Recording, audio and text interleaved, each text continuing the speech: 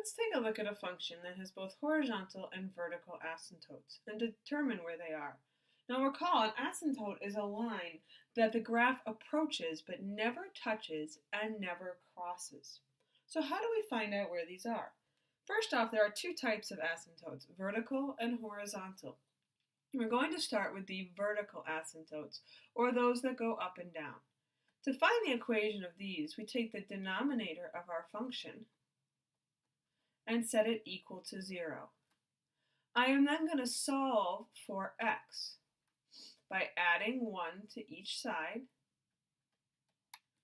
dividing by 3, resulting in x squared equals 1/3.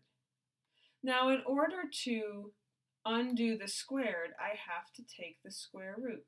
And it's important you remember that the square root actually has two solutions, the positive and the negative, because both squared will result in 1/3.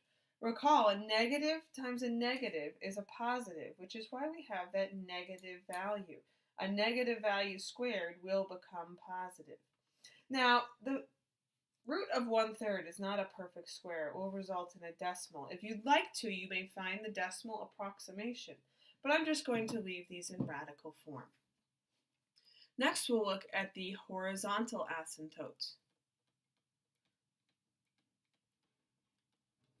In order to find the horizontal asymptotes, we need to take a look at the fraction as a whole and look at the index of the fraction. The top index, or highest root value, is 2, and the bottom highest root value is 2. Now, I'll draw your attention to page 417 of your text. It lays out the rules for horizontal asymptotes very nicely in terms of if the numerator index is less than the denominator index, if they're equal, and if they're greater.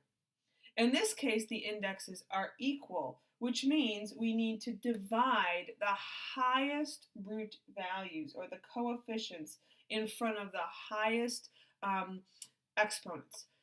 In this case, we need to divide the coefficients 9 and 3. 9 divided by 3 is 3. That results in a horizontal asymptote of y equals 3.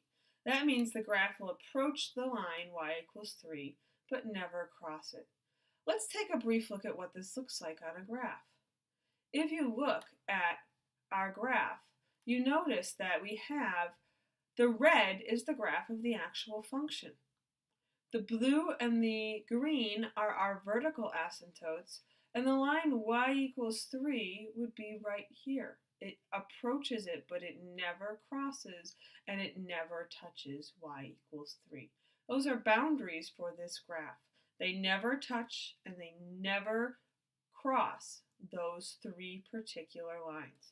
Now, please be aware that not all graphs have horizontal and vertical asymptotes, so you want to be sure to check that they exist before trying to find the equation of them.